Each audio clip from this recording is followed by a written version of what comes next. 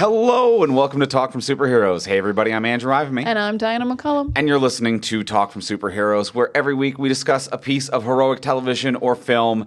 And this week on the podcast, we're talking about Micky, you're so fine. You're so fine. They made more than 9. It's Mickey 17. They made Mickey 17. Now, I didn't see Mickey 1 through 16. Mm-hmm. I will admit before we get into any of this. We didn't even watch a recap video. Not even so we're going in pretty blind. Yeah. Bold choice. Bold choice. For Mickey 17. For Mickey 17. They do kind of like in-movie recap for you. They do, don't they? Which is nice. They do, don't they?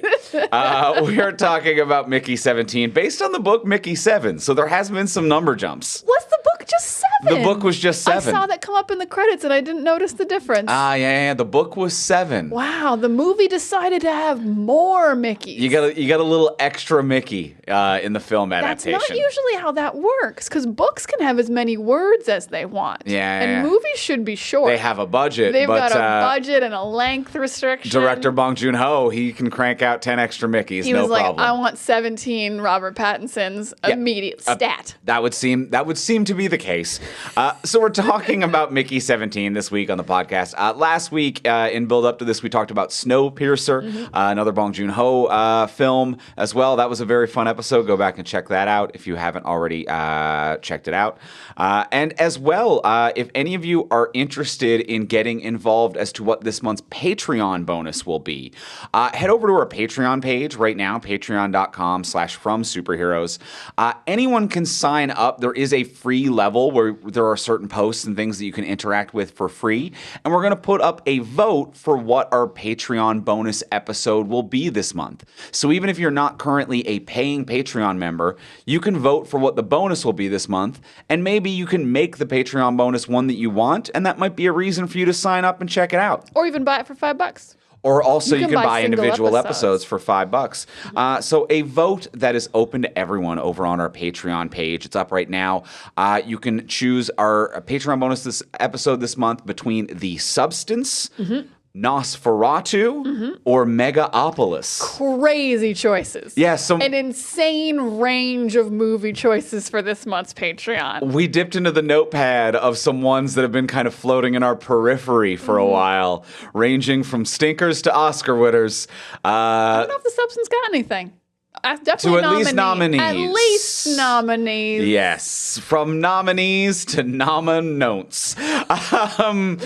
Boy. Huh? You're not earning that $5, babe. I'm just going to throw it out Well, there.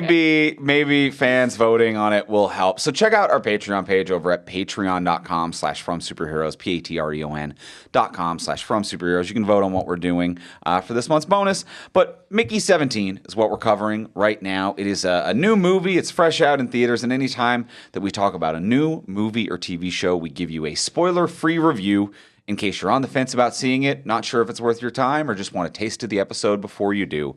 And then once you hear the theme music, we will be entering the spoiler-filled section. So spoiler-free review, let's start with it. The usual, the simple question. Diana, did you like it? I didn't like it.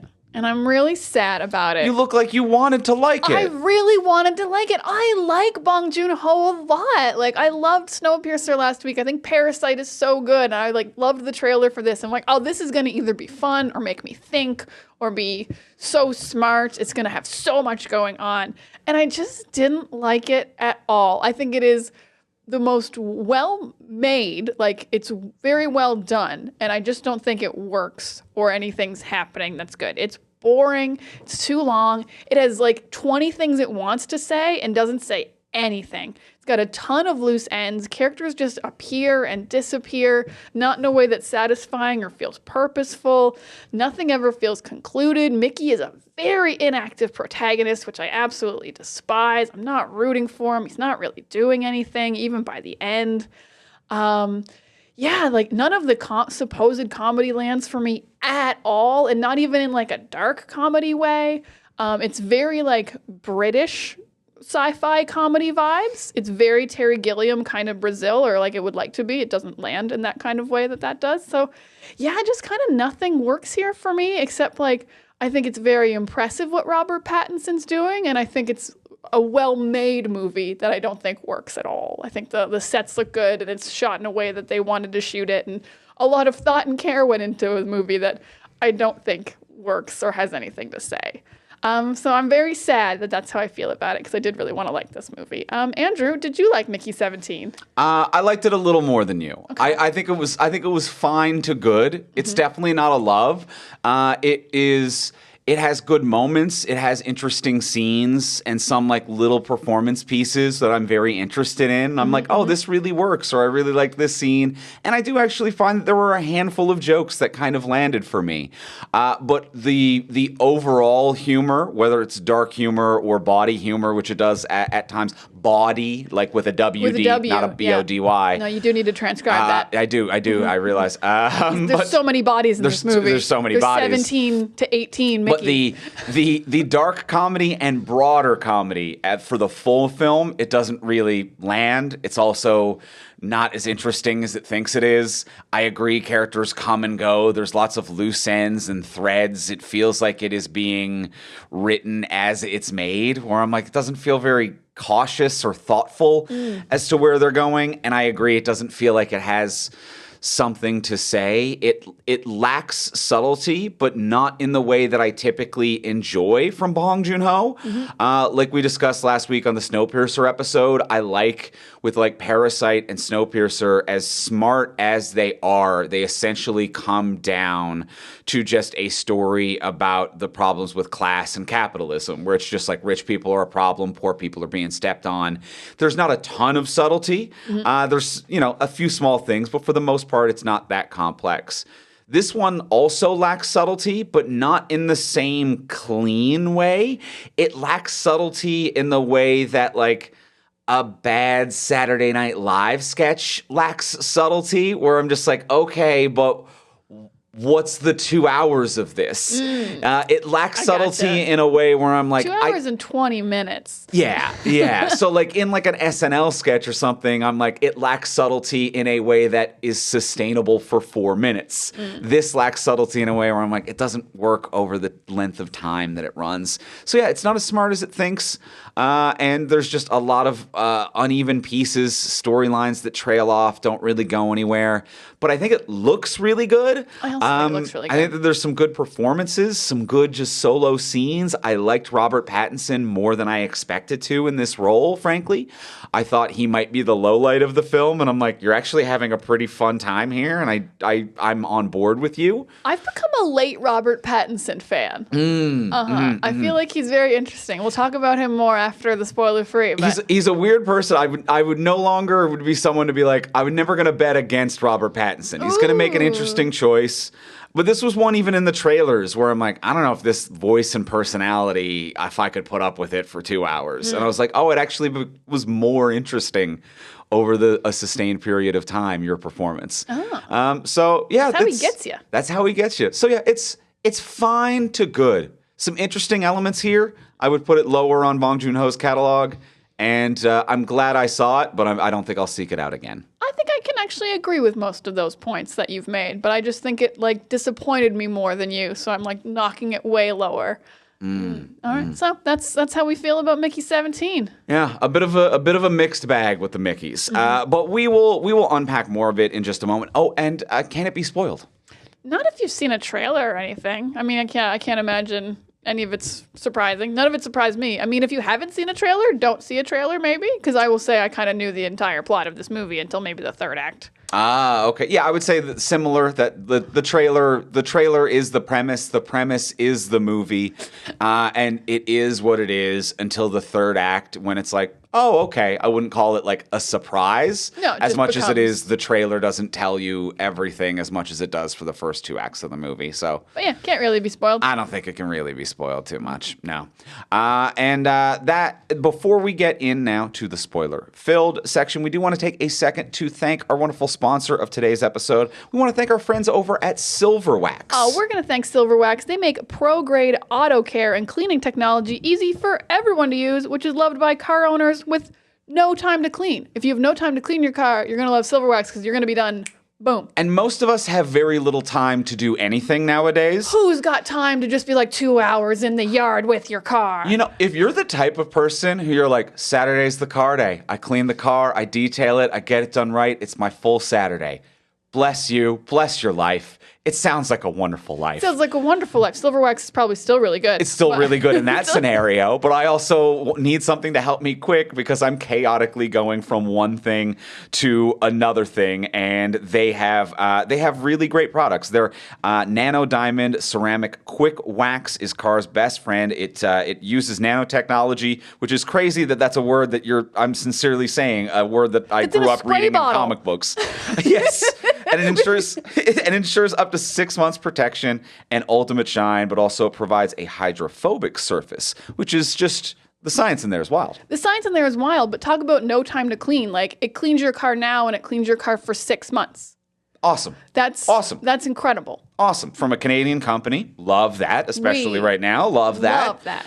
And I think, and it doesn't say that this is related to the Canadianness of it, but they have a really powerful salt stain remover. And I'm like, of course, that's something Canadians are bringing to the table.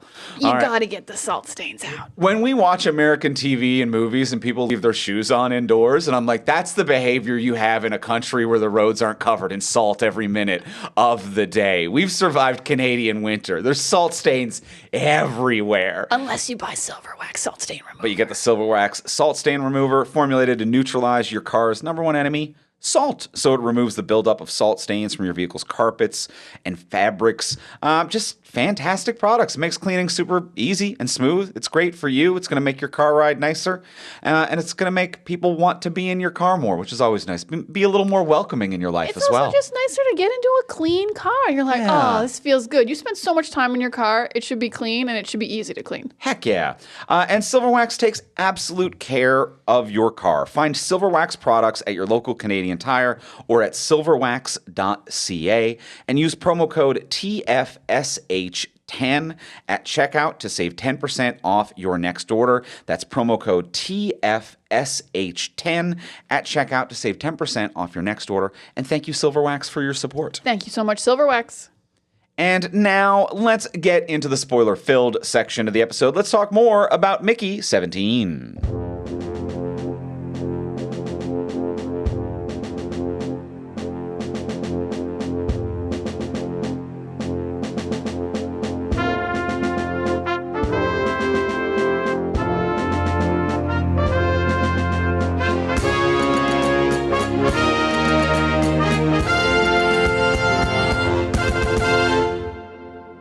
All right, we have seen Micky 17 on a similar wavelength, but I had a generally a little bit of a lighter time with it than you. I wanted to have a lighter time. I think I'm really like, I don't really need themes. Like, if a movie just wants to be a silly, dark comedy, it can, but it also didn't make me laugh.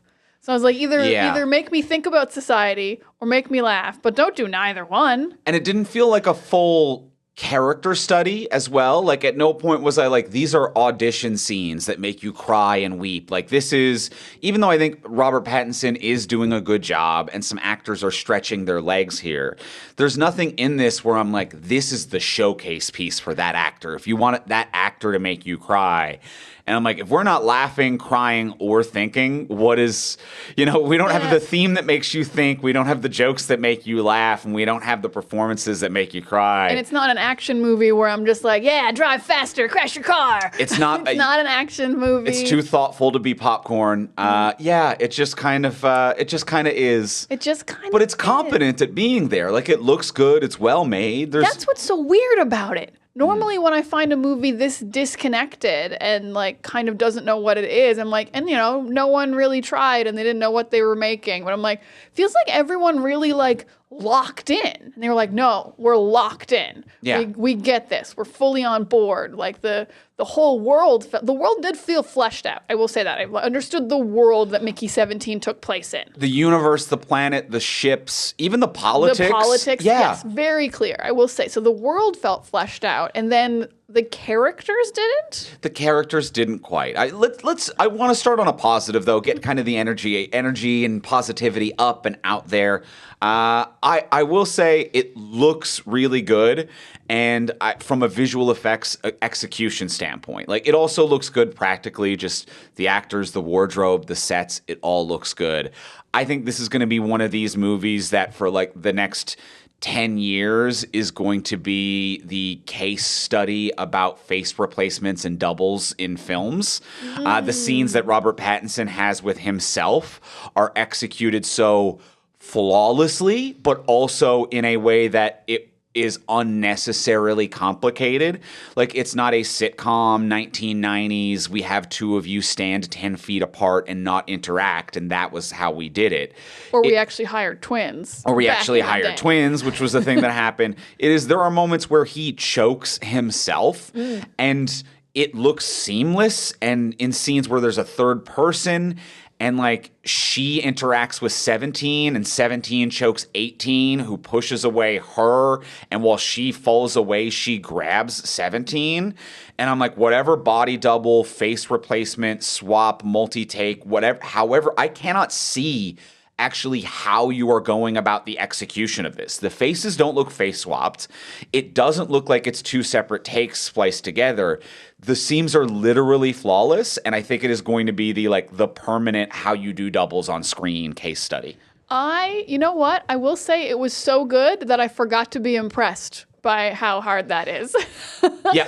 And that is kind of, I think, the dream of a CG artist, but also the problem of being an incredible CG artist. I'm like, yeah, there's two of them. Of course, there's two of them. But then I absolutely forgot that there's only one Robert Pattinson. Yes. Yep. So yes, it is flawless. It does look amazing whenever they're in scenes together. They did a very good job of making it clear who was who at all times. Yeah. A movie like this where they're in a lot of scenes together, it can be like, oh, which one is it am I rooting for? And it was never that kind of movie of like, which one's 17 and which one's 18? It was, we've made it very clear which is which, but we still do have to face swap because Robert Pattinson is a singular man. Yeah, he's one man. He's one man. I wonder if they will quickly lose this, though, to the movie Sinners coming out, which has two Michael B. Jordans playing his own twin brother. Oh, very interesting. So, which also the trailers look very... The trailers for that look quite intriguing. I haven't seen a seam in the trailers for Sinners, so we could be right on the tail of another great But in this, doubles. Having a challengers level threesome with yourself, I don't think is something Sinners is going to go for. I love myself. The trailer for Sinners makes it look like it's a pretty straightforward. We shot Michael B. Jordan on 2 different days with 2 different cameras talking to himself. When it's talking to himself, it's over the shoulder. You don't see the other one. Yeah. So it doesn't look. I could be mistaken, but this is. Yeah, a scene where he almost has a threesome with himself, and it looks seamless. And I'm like, yeah, there's 2 of you here. And even performance-wise, it's small that he does like the shoulder slump versus the shoulders up and a small vocal change, but without doing that showy split James McAvoy to be like, well, now I talk like this. Like he's not doing a whole character piece. No, he has a very hard job of being 2 different Mickeys that are the same person, but you can differentiate them very easily. This was a real, I think, Clark Kent to Superman for me. Yeah, I can see that. This is just, Superman's also really nice and Clark Kent's really nice, but one of them has to be hunched over and a little shy, and one of them's more proud and stands taller. And I felt that way through pretty much the whole movie of Robert Pattinson. I actually felt that way just even Mickey 17 alone, even if there was no 18. I'm like, I've seen Robert Pattinson in so many. He's kind of always an upright, like, powerful guy, like Tenet recently, Batman, even Twilight. He's got superpowers. He's a vampire. Yeah. So even him just kind of loserifying himself to be 17 of like, I'm just a nerd loser. I'm like, who's going to believe that? Your heartthrob Robert Pattinson. But I absolutely am like, oh yeah, no, you're a nerd loser.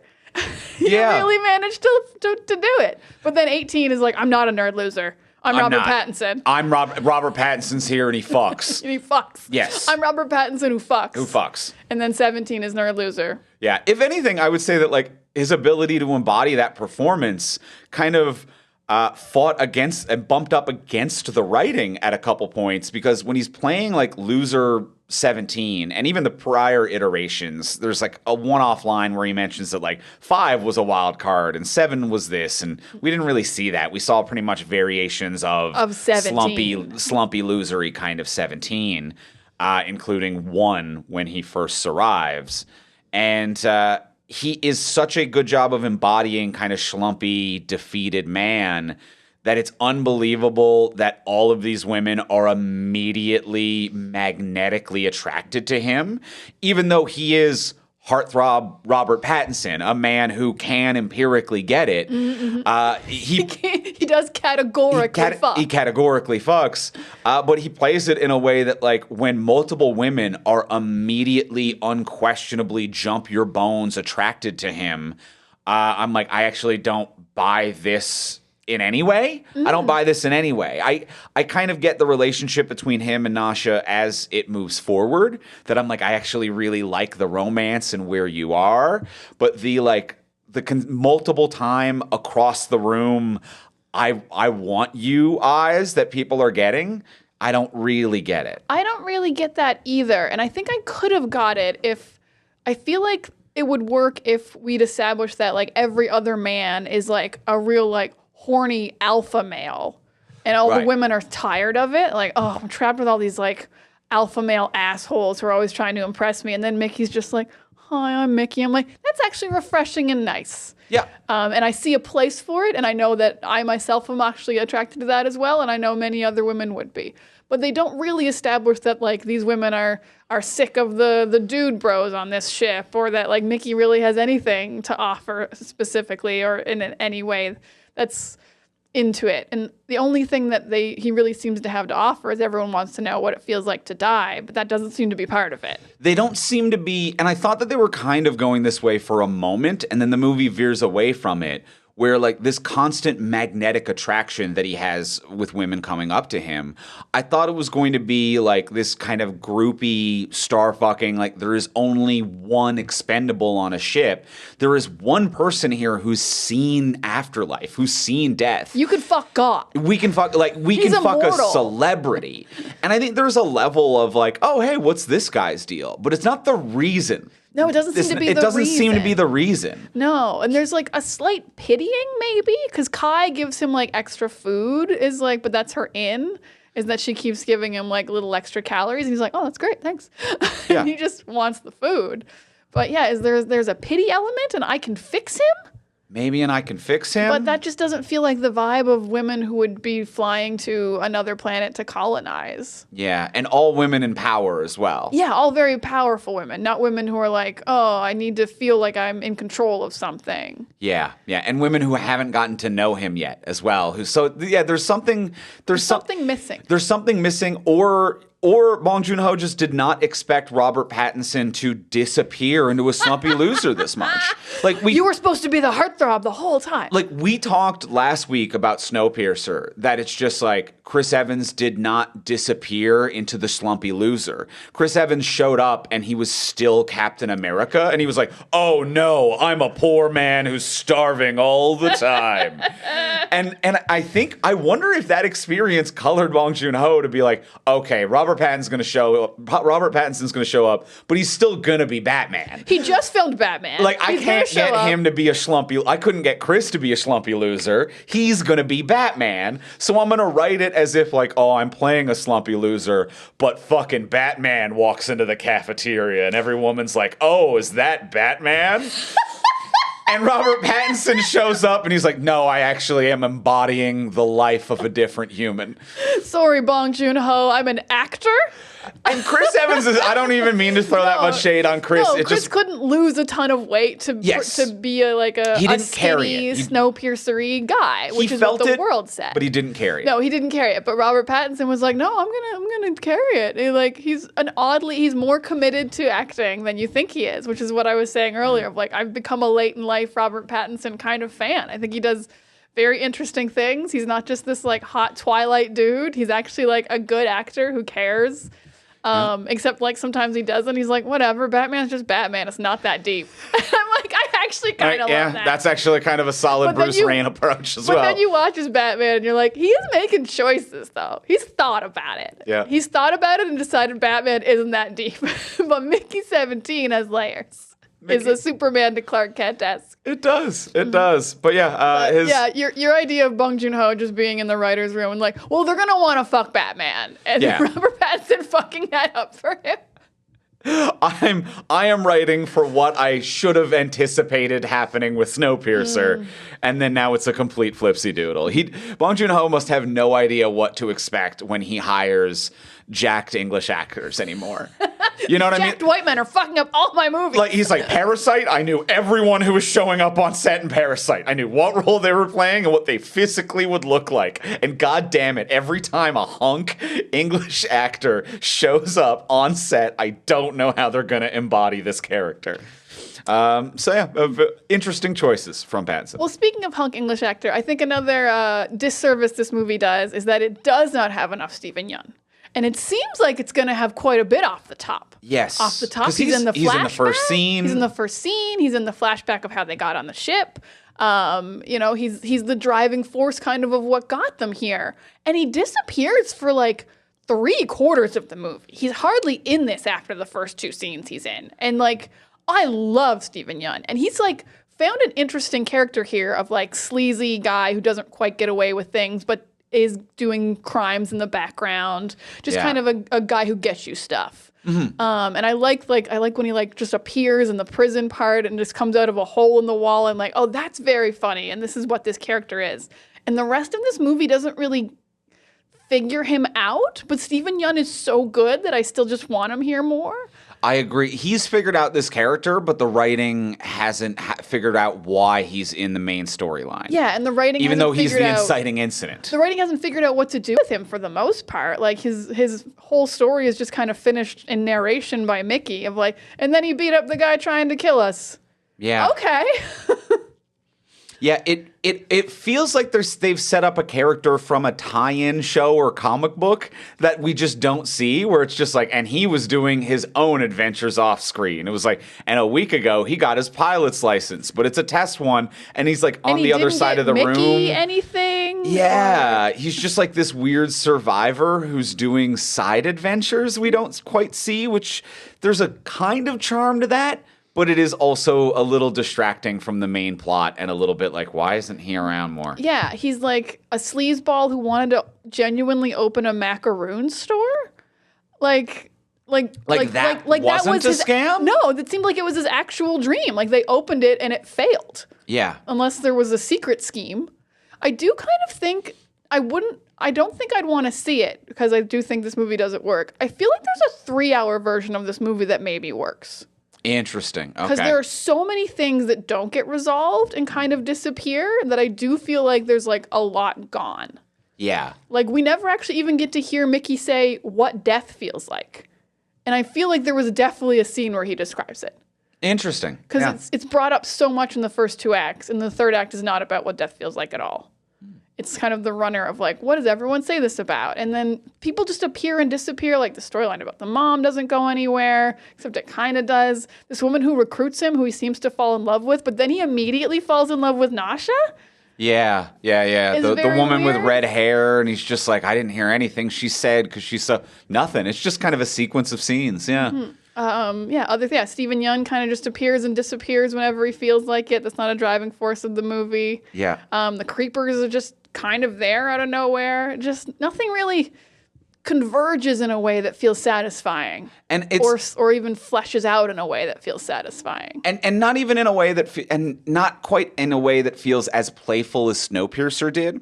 Because with Snowpiercer, again, something that's based on, it was a series of graphic novels. And obviously there was a lot of stuff that stayed in, a lot of stuff that got cut out when they made that movie. And it feels like when you watch that movie where it's like some characters come and go and you're like, they were probably expanded upon more. Or also in the format of a graphic novel, things can come and go. This feels it's like I can feel that there's some stuff missing from the book, but those gaps aren't filled in and they're not left open in a playful way. Like, no, the story doesn't fully move on, but it doesn't resolve it either. And it doesn't introduce interesting elements in a way that I'm like, oh, they're just doing this to have fun. Like if I'm going to take, say, Snowpiercer, like Snowpiercer introduces these gross protein bars. And they're not really a plot point. It's just their food. But it's like the gross protein bars, that's just a fun element of the world. Yeah. But nothing in this movie just feels like a fun element of the world. It feels like just things that aren't landing. Like the sauces joke doesn't work at all. Yeah. This thing about sauces that Toni Collette is doing is nothing. Let's unpack that, because that's going to be one of my big negatives of the movie. Okay. Is going to be the congressman / chancellor, I think they call him. Senator, Marshall. Chancellor, commander, whatever he is, the leader of the ship. Leader. An ex-congressman who's the leader of the ship, and his wife. It doesn't Played work by at all. Mark Ruffalo and Toni Collette. And it doesn't work at all. It doesn't work at all. It does not work one bit. I don't know what they're trying to parody or like what these characters are. Like, Mark Ruffalo is doing Alec Baldwin's Trump. I kind of thought he was too. He's doing Trump. He's like, Mickey. He's got his lip all out. He got the lip out the whole time. And at one point, even when music comes on, he does that like meme Trump dance of like, I don't know how to dance or what to do. And he changes his mind. He's very like malleable of like, you can really whisper in his ear and just tell him new facts and he'll believe new information. But he's also and super like egotistical. He's also an idiot and he's a white supremacist, or he seems to be. That also confuses me about this movie. Because they keep talking about a pure planet, and I'm like, there's so many POCs on this ship. I don't know what you're talking about. I don't quite know about that either. And, you know, talks about his corporation, which is a church, which I think is meant to be some kind of theme about, like, the cult of business that they're part of. And the logo of his corporation is very, very much a swastika with one arm filled into a square. Oh, they showed it so quickly, I couldn't even tell. I agree, I couldn't tell. And then I began obsessing over trying to get a good look at one for most of the movie, and it is very swastika inspired, but legally not one kind of a thing. Legally not a swastika. And I'm like, okay, I get it. He's Trump, but what do you have to say about that? And there's nothing. It reminded me a lot of so like Ruffalo's leader in this, it's very much Trump, but Trump as Alec Baldwin playing Trump on SNL. It's a flavor of a flavor. It doesn't work for 2.5 hours. And in many ways, both of their characters, him and his wife played by Toni Collette, who are both phenomenal performers. They're incredible actors. It very much reminded me of Don't Look Up. If you remember that from a few years back, it was Adam McKay's movie about a meteor coming towards the Earth. And it was, I believe, Meryl Streep played the president who was trying to survive. And it felt very that. And that movie, one of my criticisms of it, it was very one note, where the movie was like, look how dumb a person in charge is. And I'm like, okay, what's the joke about that? And they're like, this is what people are like, huh?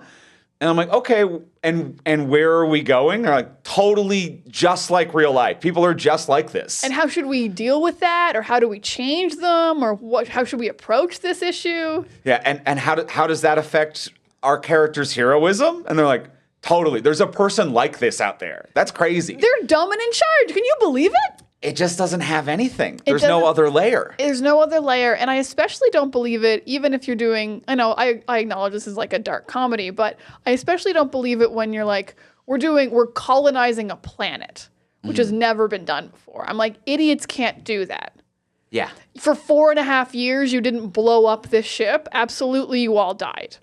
If this was, we colonize planets every year and we've got the system down and I'm just an idiot who bought like a SpaceX version of a colony planet, then I believe it a little bit more. But for him to be like the first one and like they're actually succeeding, I'm like, no. You should all be dead. Or like people should be like revolting because there's not enough food, or more things would have gone wrong if he truly was this dumb. And you made it to the planet. You survived 4.5 years in space. How dumb could he be? Yeah, or how even if he is that dumb, he's not that active as well. You mentioned at the beginning of this episode as well, another thing that makes me think of a different comparison for this. There's a lot of flavors within this movie that remind me of other things that do it better or worse. Is you mentioned it's trying to be very British, like very British comedy. It feels very British sci-fi, like a Utopia, or like kind of like the way British sci-fi moves slowly, and British comedy can move very slowly. Well, I was going to say it feels like Avenue 5, the Hugh Laurie show where he is the captain of the cruise ship in space, and Josh Gad plays the corporate head or whatever. But that one is all about a guy this dumb. And then it is about 20 very intelligent, disrespected, underpaid people underneath him who are every minute of the day panicking and struggling to keep things working after he does the dumbest thing humanly imaginable. And that kind of works to be like you have a farce at the top and then just a funnel down of smarter people all trying to fix the mistakes. Yeah, but that show worked. And also that show was most of this is automated and the computer's broken. Yes. Which was another big farce of it. Like, oh, we didn't bring enough technicians because we thought the computer would do it all, which is another thing to say. You know, you should have people who can fix things. You know, there's an actual lesson there. But yeah, this movie doesn't have anything like that of like, these are the guys actually running the ship and Mark Ruffalo's just the idiot figurehead. Yeah. Although that guy who keeps whispering like, I'll film you and it'll look great or whatever, seems like he's trying to be some kind of I actually run the ship guy. Well, they imply that he's the head of the church, and I think Toni Collette is like, it's not a church, it's a company. And it's like, this guy's the congressman, and he's technically being run by a church, and I think they're trying to say something there. Okay. That it's like religion is secretly running your government. It still wasn't, Question mark? It still wasn't secretly the scientists are ignoring the things he's saying or something and actually like fixing the ship even though things are broken. Mm-hmm. Mm-hmm. Yeah. So, yeah. Yeah, but like all the scientists seemed functionally smart to a certain degree. The ones like experimenting on Micky and whatnot. Yeah, they lacked empathy for the most part, but they were actually really good at science. They figured out a cure to a virus in 5 deaths. They were actually pretty impressive. Good mad scientists. Yeah, very successful mad scientists. So that I believe that like all the Micky stuff actually works. Like you can reprint a human. We can do all this. I'm like, oh, you brought 7 really good scientists somehow. Mm-hmm. That's great. You know, we instantly made a translator for the creepers. I believe it when you're doing honestly such good work. Yeah, there's no human morals behind it, but I think that would actually be a great theme of the movie, but that doesn't seem to be what the movie's saying at all. They're kind of just like, it's kind of funny that he just falls out of the printer sometimes, right? And it is. It is. I think the only thing in this movie that actually made me genuinely laugh was when the body printer did that thing that printers do where they suck the paper back in. Where he would spit out a little and then stutter and go back for a second. And I was like, what are you doing, printer? What was that about, printer? Did you forget a color? Yeah, I think it's like they sent him out without blue ink for a second or something. Like, oh, he doesn't have intestines. Send him back. Also, even the printer-related humor was on point in this movie. When he's getting printed out, but someone hasn't put the catch tray there, which I've also done on printers, where it's like you don't have the little extendy bit open to catch it. It just falls on the floor. I could have done with more printer humor. Like they try to do like a Wi-Fi setup of his memories, and it doesn't work, so they got to plug in, which is the only way I can get my printer to work, even though it's supposed to be a Wi-Fi printer. This one they have to plug in. It's a manual plug print. It in, yeah. Which is why it works every time. Probably they know they can't use the Wi-Fi. Do it wirelessly on this. Yeah. The printer humor actually I got. Mm-hmm. I'm gonna be nitpicky about the sci-fi for a second because at one point, because of the printer exists, I was like, this is dumb. Later, a plot point is that they're trying to grow artificial meat because they don't have enough food, and they give some to Micky to eat to see if it'll kill him. And I'm like, what do you mean you can't grow artificial meat? You make a Micky every 10 days. Yeah. It doesn't have to be a human. Make a cow. That's interesting. That's a good point. Yeah. Put a cow's DNA in your little printer machine. Interesting. Bring one cow. Remake it over and over again. Maybe it is bad meat. when you 'Cause, make like, it out of the printer, they are very Ruffalo and Toni certain. Collette talk about that, where it'd be like, of course the aliens didn't eat you. You're bad meat. And they're kind of wrong, but I'm like, maybe he is also spoiled meat. Like, he is I a mean, a man. photocopy of a photocopy doesn't look good. Yeah. He's made of shit and chicken bones. Like, And it's old Mickeys. and old Mickeys and other people who might happen to die. Yeah. So That's strange. a good point. That just felt like them being assholes because they're rich, and they were like, "We're original bodies." Yeah, I think that might be part That of might it be part as of it. well. Although that But yeah, you got to be able to make meat. You got to be able to make meat. But also, yeah, the allegory of Mickey being lower class also doesn't work for me very well in this movie because he's the only one and he volunteered. Mm-hmm. So him being seen as lesser than, I'm like, you can't just have one lesser than person. Yeah. It has to be a large group that you're oppressing. And- It can't be one dude. And everyone is lesser than, I think, to a certain degree. Like, He's like super lesser than, but everyone who's not Mark Ruffalo is like equal, it seems. Yeah, I agree. Or at least, I don't know, security seems to be a bit higher up. There's some iffy stuff here. There's some iffy stuff, if not fun. Like, the guy who invented the printing process being Jack the Ripper and making multiples of himself, I'm like, that's a fun little side story. I don't know if the color is needed, but it's a fun, because I just kind of, when the movie starts and they're just like, yeah, it's illegal to make multiples. That's just the thing. I was like, okay. I've bought in. I didn't need the like, and the founder was Jack the Ripper thing, but fun color. It is fun color, and it might have been too fun because you're right. It was very cuttable. Very Like, cuttable. according to the plot of where we're trying to get to and how long this movie is, like I would be like, first thing is you don't need that. You can just say multiples are illegal for human identity purposes. Mm-hmm. But yeah, this was a very big backstory. That was very fun though. Like, I'm committing murders because there's 2 of me. Haha, there's 3 of me. I would love just a final end scene of like, and the 4th Doctor's One more. somewhere in the background. Just show that dude on the ship, on the planet, something like that. Yeah. That would be very funny. Yeah. Although I'm sure everyone knows the face of the guy who He's got to be multipled pretty himself. famous at this point. Yeah. Yeah.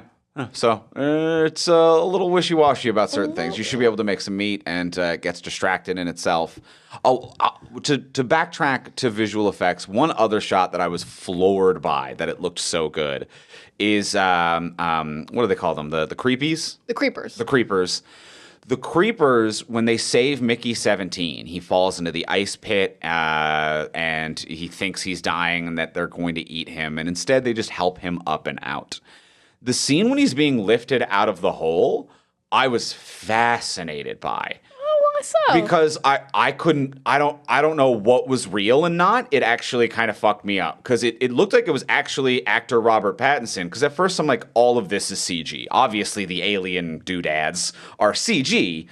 And I'm like, okay, in this scenario, you need a CGI creature to interact with a man.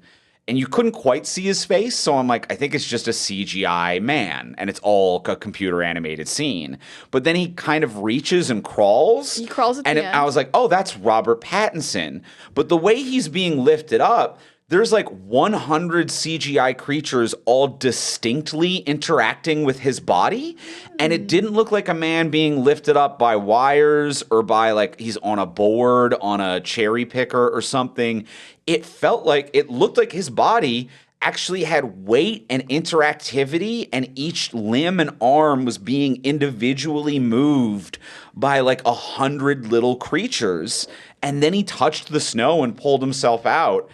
And I nearly flipped. Like, my brain popped looking at that. Or I'm like, I need to see a behind the scenes of like, was it like 100 people crowd surfing Robert Pattinson in green bodysuits to get that level of like liquidity in his body where he was just really limp and soupy. It was just so Soupy fascinating. really does describe what he was like. Yes. He plays it soupy, yeah. I actually took that. I think that scene looked really good. I really think he was fully CG'd until he grabbed the edge because he was so soupy and then he was so real. Not soupy in a way that I think looked bad though, but just a very distinct like, I'm real now. Okay. Like Yeah, my human body is clearly not that bendy. Okay. Maybe they blended it then because it felt like he was playing it kind of unconscious and too many things touching him. I bought the the soupiness of it. But yeah, that one tripped me up. Maybe on rewatch or if I watch that scene again, I'd be like, oh, there's where it switches to real actor. But it looked impressive as hell to me. A lot of this looks impressive. I mean, I will say also it probably looks really impressive. I don't know what the budget is, but I can't imagine it was high because this isn't like a big distribution film. So pretty much all the CG looks really good considering. Yeah, it's very bold it's always very bold to say I'm going to make a huge sci-fi movie on not much budget, and also it's going to be doubles of one of the main actors in most scenes. Yes, because however they execute that, I'm sure was a huge cost problem as well. Yeah, I remember on The Island, which was like a pretty big budget movie, but not the biggest one, the Ewan McGregor Scarlett Johansson one.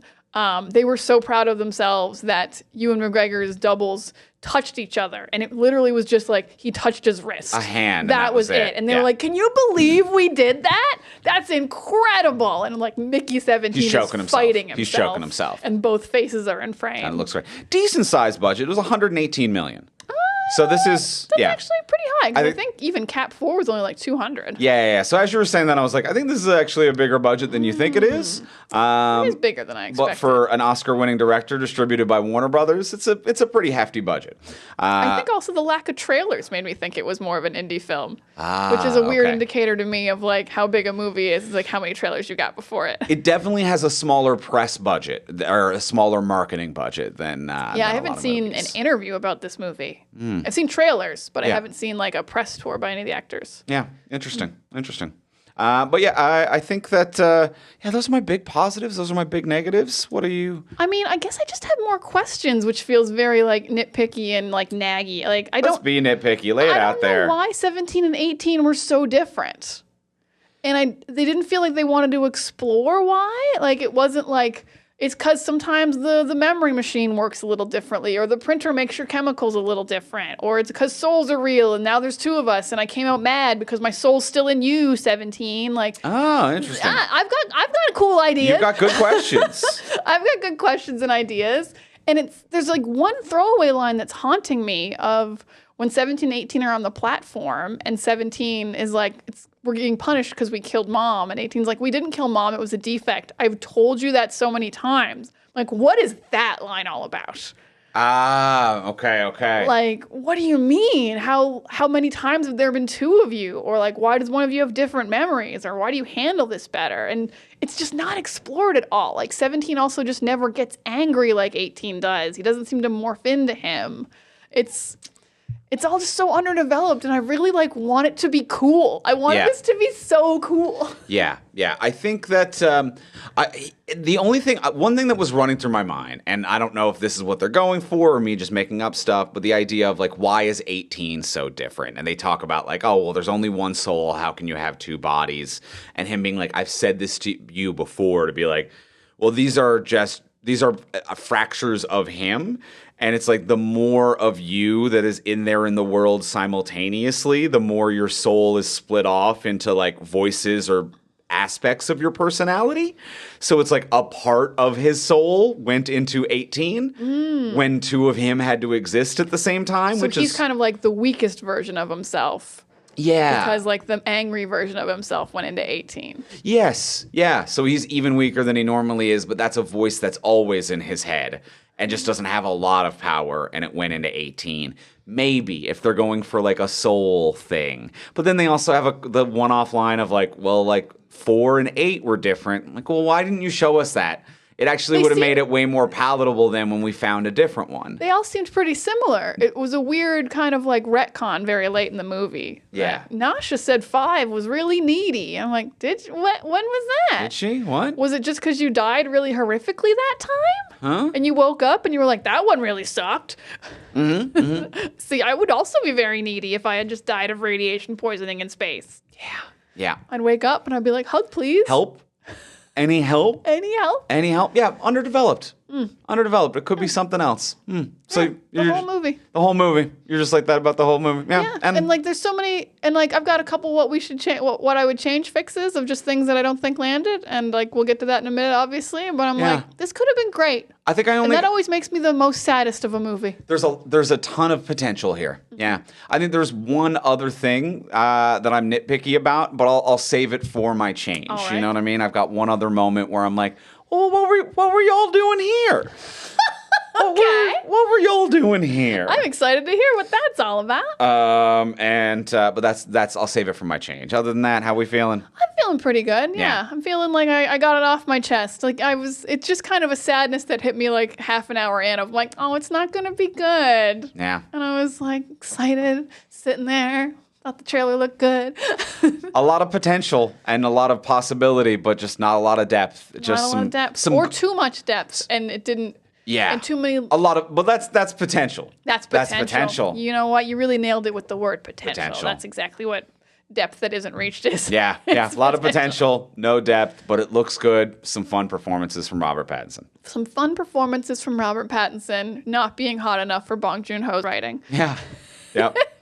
Well, let's go in for the close. Let's ask the final question of what would you change. So now that we've discussed everything we've discussed, what would you change about this if you could change anything? Before we do ask that final question, we will remind you, our listeners, as we do every week, please take a moment to rate, review, and subscribe on Apple Podcasts, Spotify, Podcast Addict, YouTube as well. We post these episodes to YouTube now. If you want to watch us in person, we have cameras set up so you can go over to our YouTube page, like and subscribe there.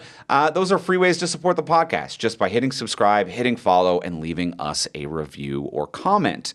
If you do want to support the podcast monetarily, you can do that over on our Patreon page, which is a monthly subscription service where you can subscribe at whatever level is in your budget, get some kind of cool bonus for doing it. There's even a $0 option where you can just get updates from us. And right now we have a poll up to decide what this month's Patreon bonus episode will be. So even if you go there, subscribe at the $0 level, you can vote on the poll to maybe get an episode you want as the Patreon bonus, and then you can sign up at that level where you can buy that episode independently. Yeah, it's we've got a new $0 level, folks. Any level available is available on Patreon, but at the $1 level, you get text from superheroes a couple days early or a day early. Depends when to Photoshop it. At the $3 level, you get these episodes early and ad-free, which is really, really fun. And at the $10 level, you get that extra episode that Andrew's talking about every single month. Boom, boom. Ad-free on a topic we never cover on the regular podcast, and you get access to all the old ones too. Yeah. Oh, and the vote is up right now. You can choose this month's episode between The Substance, Nosferatu, or Megalopolis. Did I say that right? Is that the name of that movie? It's close enough. Okay. You guys know what we mean. So head on over, check out the options, vote in the poll. It's all over at patreon.com/fromsuperheroes. That is patreon.com/fromsuperheroes. And now, let's go in for the close. Let's ask the final question. Now that we've discussed everything we've discussed about this movie, what would you change if you could change anything? Diana, what would you change? This movie would be shorter since it has very little to say. You can cut a lot of this movie out, or it needs to be way longer. It has to be one of those two things. I'm going to go with shorter. Some little changes that I think would just make me enjoy it more. I'm going to way less narration. This movie takes forever to get started, and it's just narrated for like 45 minutes. I want to hear Micky actually talk on screen. Like scenes in particular that I think were very annoying were the creepers. He thought the creepers were going to eat him, and he's narrating in his head like, "Oh, please take big bites. Oh, I want to die quickly. Don't take these small bites." I'm like, say that out loud. Why is this narration? Why aren't you actually talking to the creepers and putting some energy into this scene? Why is so much of this film narration where you could actually be talking? We don't even hear his first meeting with Nasha. It's just him talking over whatever they're talking about. So way too much narration. I didn't like it. I want to hear actors acting. I didn't like that. And then just in terms of storyline, what I would like, and this was what I was going to get to earlier, of maybe some themes or some parallels, is everyone treats Micky like he's less than. Not everyone. Some people want to fuck him. But the higher-ups treat him like he's less than and he's crappy meat. I really want the creepers to be asexually reproducing, and they are all clones of themselves. And the creepers only will talk to Micky. because they know that he's also a clone because there's 2 of him currently. Not just like he happens to talk to them because he was in a crevice and anyone could talk to the creepers. The creepers recognize Micky as one of their own. Like, he's the only reason we haven't destroyed all you guys. I want some kind of theme to be happening, which is that everyone has value, even asexually reproduced people such as this. And that would have been really fun, I think, and would have actually had some kind of purpose of like Micky being in this story. So those are my big changes. Just probably cut everything with Kai. I didn't think she did anything. The other girl was trying to fuck Micky, just to make it shorter, since I wanted it to be shorter. So that's my biggest change. The creepers are asexually reproducing. They're all clones of each other, and they're like, Micky's like that. We're all the same, and they don't like the other humans because of it. Those are my big changes for Micky 17. You would. I would. You would. I don't reproduce asexually. But I recognize... Just looking for asexual representation in media. Representation. Now, that's why I don't like that Micky fucks. I'm like, he doesn't need That's to. not doing it. You don't need it. He's asexually reproducing every day. This is very clever, though. I really like that for the aliens. I think that's very, very cute, very clever, a level of connection there. I like that a lot. Thank you, because we have actual animals on Earth that reproduce asexually. They all are genetically the exact same, and I think that's so interesting. Right. I think the only one I can remember right now is a fish that does it. They're all genetic clones of themselves. Or at least intelligent life that does it. Like yes. Probably smaller lives do it a lot. On a cellular level, there are all the cells in my body. Yes. Yeah. All my cells. No, that's cool. That's cute. I really like it. That's my change. Yeah. Andrew, what would you change about Micky 17? Mine would be the opposite of the very last little nugget you dropped. The last nugget you dropped was cut Kai. My change is the opposite of that, which is more Kai in all of the tertiary character roles that don't need to be here. Okay. So the redheaded woman that he smells and he can't focus and doesn't read the thing, that should be Kai. Oh, I see what you're saying. Okay. That should be, like, he falls in love like 8 times, and it's like there's one woman who just explains to him, like, did you read the thing? You're really doing this? Why isn't that a character he meets again later? So that should be Kai. Okay. And then later when Kai sees him, it's like, hey, it's you. Like, they know each other, and he's started a relationship with someone, but it could be like, I didn't know I'd ever see you again. So there's a little bit more tension there all of a sudden. That does explain why they would just want to split the Mickeys then. Yes. Because right now, Nosh has always had Micky. Why would Kai get one? Yep. Other than, like, I get Kai's interested, but that Kai should have been the one to introduce him to the program. I think that's a place that Kai should have been. Then, in this movie as it is right now, Kai is in the second act and disappears in the third act completely for no fucking reason. Absolutely it's a mess. gone. It's structurally, it's a mess.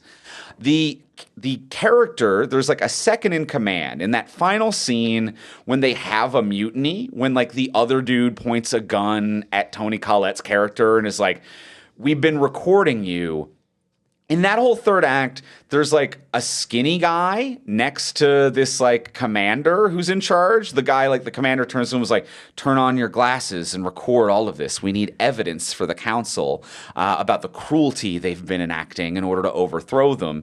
And there's like a second in command who has like a pretty decent part in overthrowing the government and getting evidence to overthrow the government and like helping our heroes. I'm like, why isn't that Kai? Why isn't Kai in this room right now?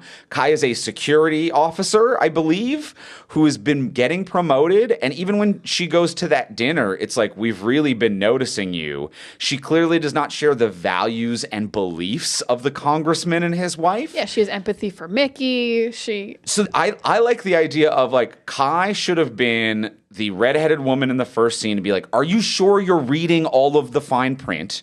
And should have been that one recording in the final scene to be like, now we've got the evidence we need. I've been trying to get video evidence of their cruelty to overthrow them and hand more power to the council. And the whole time, Kai should be someone who has been trying to overthrow this shitty government from the beginning to the end of the movie, which is why at the beginning she would be like, you're really sure you want to do this? You actually read it all, and you still want like that's why she is like giving him so many possible last outs to be like, this is bad, don't do it, This is wink. a bad situation. Yeah. So I think that character in the beginning and then that second in command at the end, they should both be Kai, so that we have one other character running through this whole storyline. Yeah, those mutiny characters come out of nowhere at Out the of end. absolute nowhere. Yeah, Kai can just be in the room that whole sequence. Yep. Especially because, they've set up that she's at odds with Nasha, so she wouldn't necessarily be helping her in that moment of like trying to not get her executed. So it makes sense she could be in the room, but also totally believe she would overthrow Mark Ruffalo's government. Yeah. Yeah, they actually set up a good balance there of someone going up the ranks that I would actually believe would turn on him, though. Yeah. So she should have been the one to turn in that room. Fine. More Kai. More Kai. Yeah, one character to run through it. Yeah. More characters become Kai. She absorbs them. Yes. Yep. She absorbs some of the extra characters. I think It that makes makes it a little perfect bit. sense. And then it just kind of leaves like Steven Yeun being one loose end. And you can have one quirky loose end.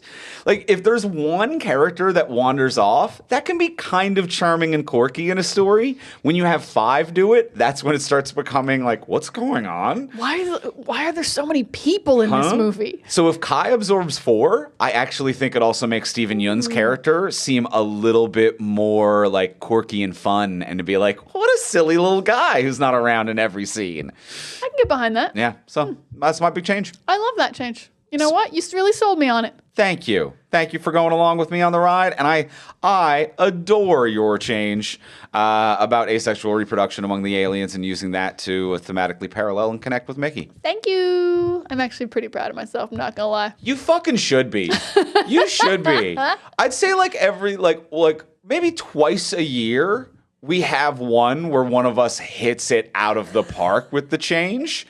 And I think that is a true home run. Thanks. Like we only get maybe 2 of those a year. Yours is a true home run. I appreciate that you let me sell you on mine, but yours is just an easy home run immediately. Thank you so much. So yeah, rooting for more asexual representation in our films. There Let's we go. Well, that's going to do it for us this week, talking about Mickey 17. Next week, we will be back on the podcast, and we will be talking about 2003's Ben Affleck's Daredevil. Oh, and which Daredevil is that? Even on top of that, we are doing the extended director's version. The director's I believe. cut of the film of So, that. which I've never seen the extended director's cut, and I like that we're doing it on purpose and not a mistake. I actually don't think I've ever seen the movie, period. You have. Have I? We've watched it together. Goddamn. I can prove it because we've had this conversation before. Son of a bitch. Well, I'm watching it for the first time again. But we're talking about it for the first time on the podcast. Next week, obviously, the new Disney Plus series, Daredevil Born Again, is airing right now. We'll be covering that once the season is over. But to get the Daredevil vibes, to kind of compare it and contrast to different things, we're talking about 2003, Ben Affleck's the director's cut of Daredevil, next week on the podcast. In the meantime, if you want to get a hold of us, you can find me online. I'm on Instagram and Blue Sky. I'm at Ivimey, Ivimey. You can find me on Tumblr, Instagram, and Blue Sky at Words of Diana. And you can find both of us most places at From Superheroes. And you can check out everything we create on our website, fromsuperheroes.com. And we'll talk to y'all next week. Bye.